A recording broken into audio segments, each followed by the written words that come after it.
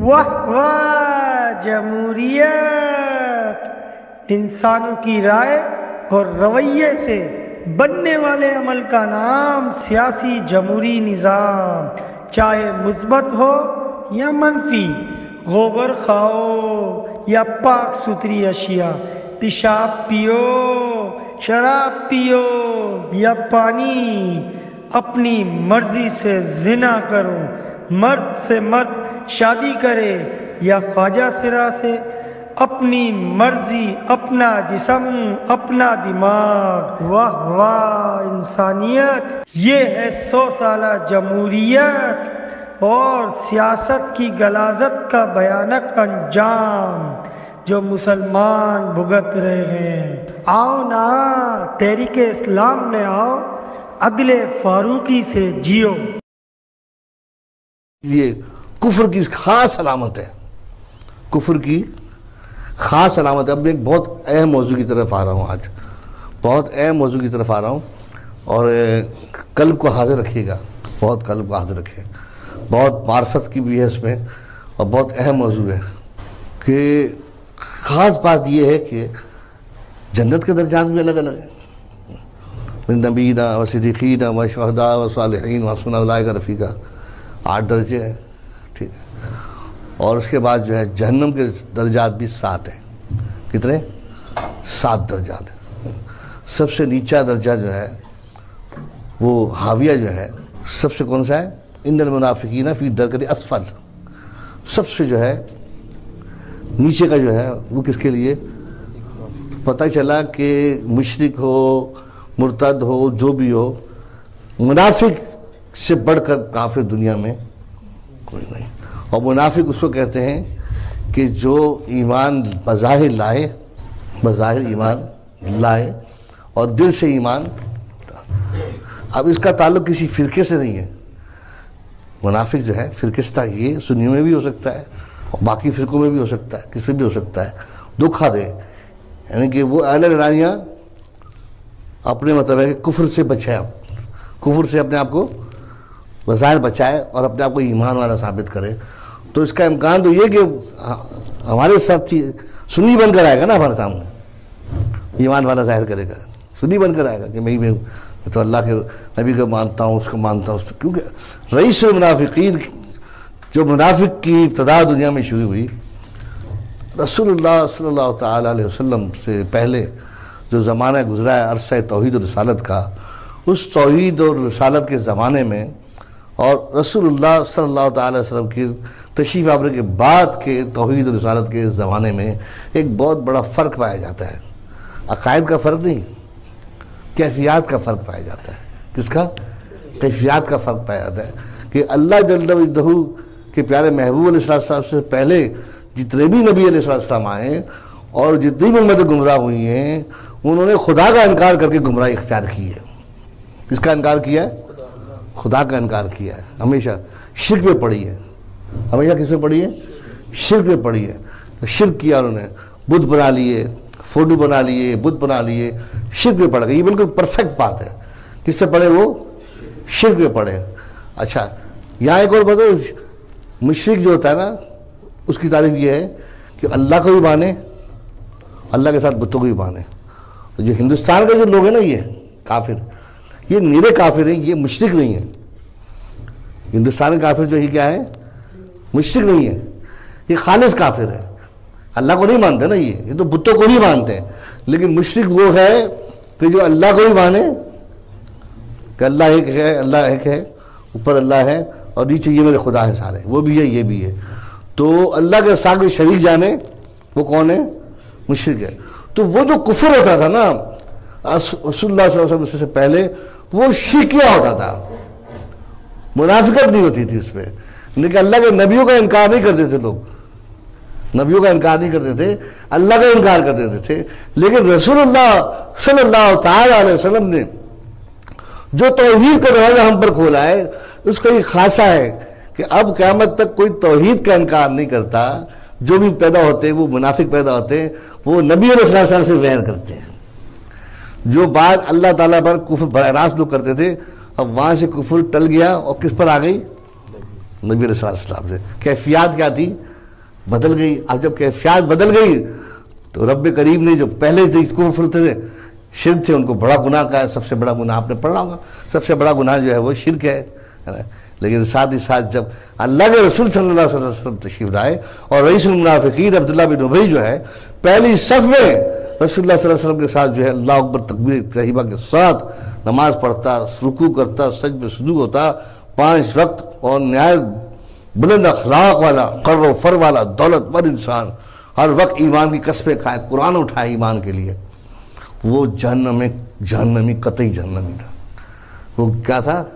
قطعی جہنمی, جس کے بارے میں قرآن شریف میں ارشاد فرمایا ہے کہ قطعی جہنمی ہے.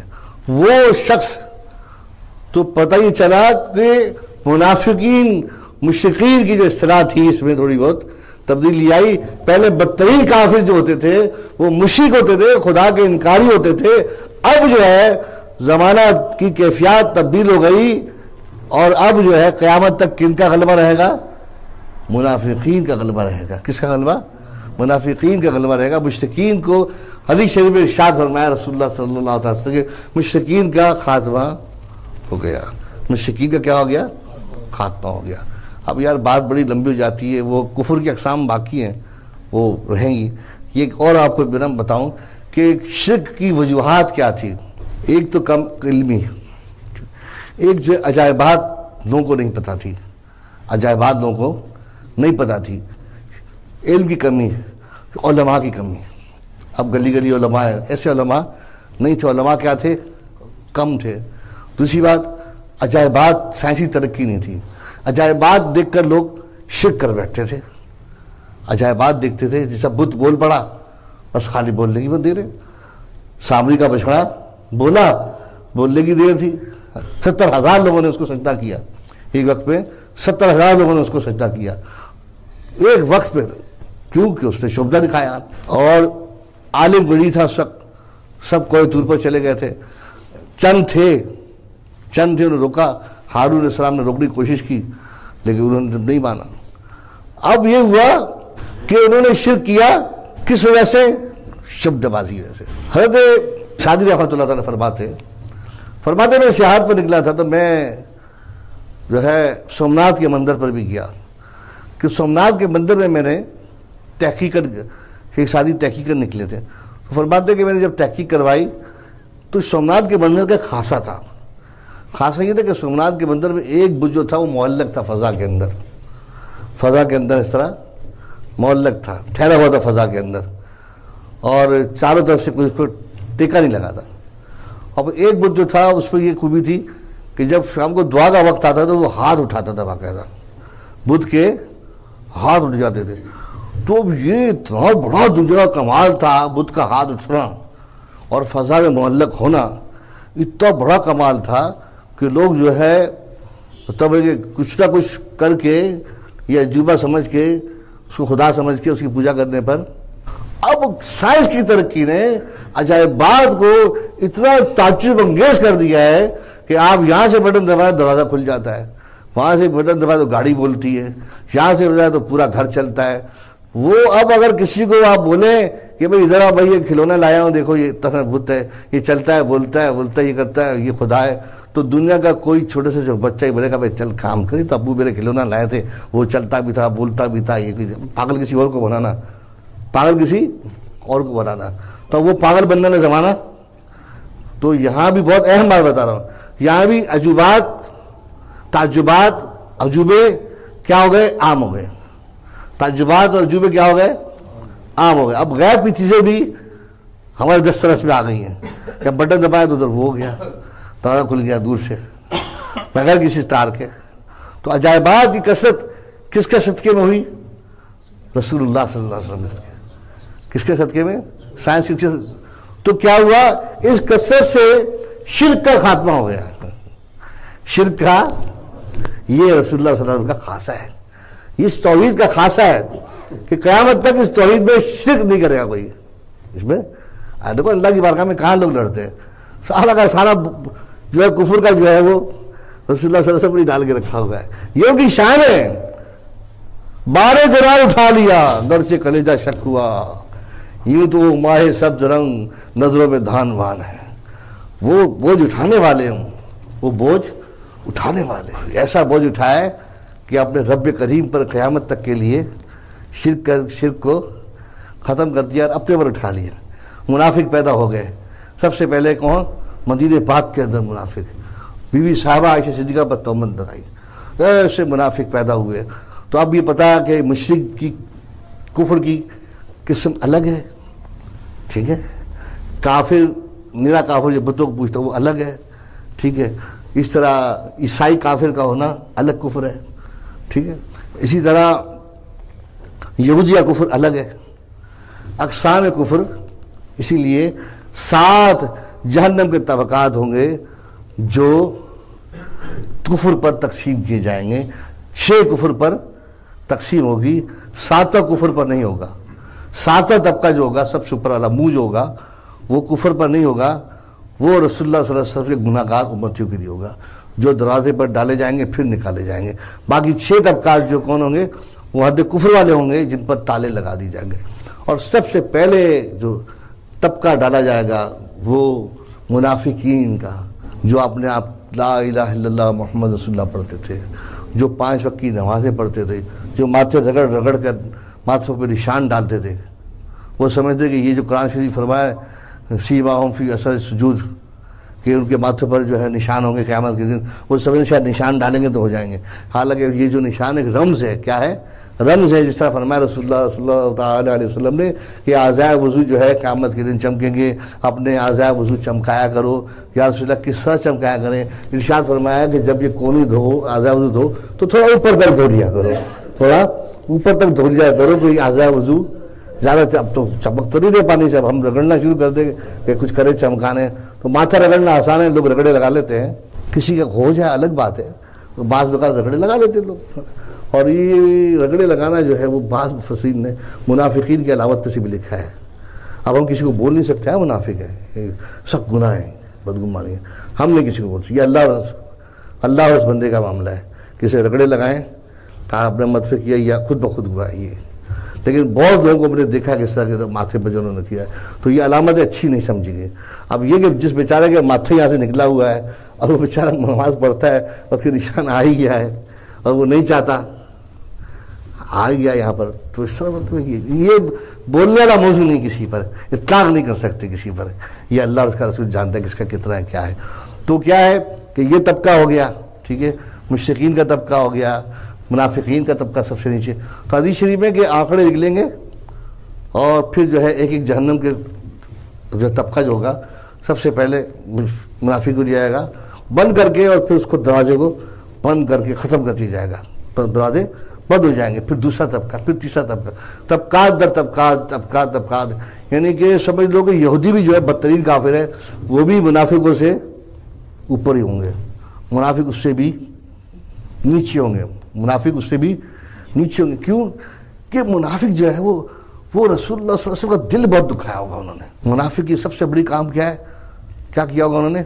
मुशरिकीन उससे कम है, कुफ्र में उससे कम होंगे, क्योंकि उन्होंने नबियों का दिल नहीं दुखाया। और चूँकि नबी अलैहिस्सलाम अल्लाह की मखलूक है, और जो अल्लाह की मखलूक का दिल दुखाए अल्लाह उसको माफ़ नहीं करेगा।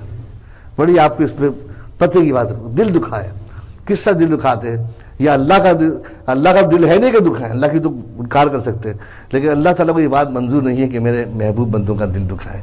और फिर वही सिलसिला जो अल्लाह के महबूब सल्लल्लाहु अलैहि वसल्लम का जो दिल दुखाया जाता था उस वक्त, वही दिल वहाँ हमारा दुखाते, उनकी गुस्ताखियाँ करके। दुखता है दिल दुखता है ना, जब उनकी गुस्ताखी होती है दिल दुखता है, जो भी गुस्ताखी करता है दिल दुखता है, और जी चाहता है कि मैं क्या करूँ, बड़ी आजमाइश है। तो जो हमारा दिल दुखा रहे हैं, जो मुनाफिक दिल दुखा रहे हैं, परवाह मत करो, इंदल मुनाफिकीन फी दरकिल अस्फल, वो जहन्नम में यहूद और नसारा मुशरिकीन सबसे बदतरीन दर्जे के अंदर होंगे। सबसे बदतरीन दर्जे के अंदर कौन होंगे? कुरान किया, कुरान का फैसला है, ठीक है। इसके बाद जो है फिर ईसाई होंगे, आतिश परस्त होंगे, 6 तबके इनसे भर जाए, कुफर के 6 तबके भर जाएंगे, इनको फिर पैक कर दिया जाएगा, बंद, हमेशा हमेशा के लिए बंद। और सबसे ऊपरा दर्जा होगा वो दरवाज़ा होगा वो गुनाहगार मुसलमानों के लिए होगा, अपनी सज़ा पूरी नहीं करेंगे पाएंगे। अब जो मैं तरफ आ रहा हूँ आपकी बात की तरफ, अक़साम कुफ्र की मिसाल आपको समझाना चाहता हूँ। नहीं समझ नहीं आया, अक़साम कुफ्र तो बताए ना कुफ्र किस, लेकिन मुकम्मल अभी समझ में नहीं आई आपकी कि दिल कैसे दुखाएंगे हमारा। यहाँ बैठे हुए मिसाल के तौर पर, ठीक है ना, एक आदमी उठता है और उस पर कोने में जाके छुरी लेकर अपना हाथ काटना शुरू कर देता है, अपने आप को हाथ काटना शुरू कर देता है, ठीक है। एक आदमी उठता है उधर जाकर हीरोइन पीना शुरू कर देता है, हीरोइन पीना शुरू करता है जाके, ठीक है। एक उठता है अगर ये दीवारों को तोड़ना शुरू कर देता है, और एक आकर डायरेक्ट मेरे गिरबान को हाथ पकड़ के और मेरे सीने को चाक करके मेरा दिल निकाल रहा है। तो सबसे ज़्यादा भयानक कौन होगा इन सब में? सबसे ज़्यादा भयानक कौन होगा? भयानक मुजरिम कौन है इनमें यार? बोलो तो सही कुछ। जिसने मुझ पर हमला किया यार, या जो मुझे गालियां देगा, अब जो अपना ही हाथ काट रहा है और बोला भाड़ में गया उसको, आप सबको बोले भाड़ में जाने दे, इधर बचा भाई, तो उसको भाड़ में गया वक्त। उधर जो चरस पी रहा है या हीरोइन पी के अपने आप को, या जहर खा के अपने आप को मिटा रहा है, वो क्या बोलोगे? भाड़ में जाने दे। एक ऊपर से खिड़की से खुदकशी कर रहा है, बोलोगे यार फर्क करो बेगैरत को, जाने दो, इधर बचाओ पहले, इनको नुकसान ना हो। तो पता चले कि जुर्म की भी अक़साम है, जुर्म की भी। एक मुजरिम ऐसा है कि अपना अपने को खुद बड़ा गर्क कर रहा है, दूसरा वो भी बड़ा गर्क कर रहा है, तीसरा वो भी बड़ा गर्क कर रहा है, लेकिन जो ईमान वालों पर आँच ला रहा है वो सबसे बड़ा खतरनाक है, वो सबसे बड़ा खतरनाक। तू जिंदा है वल्लाह, तू जिंदा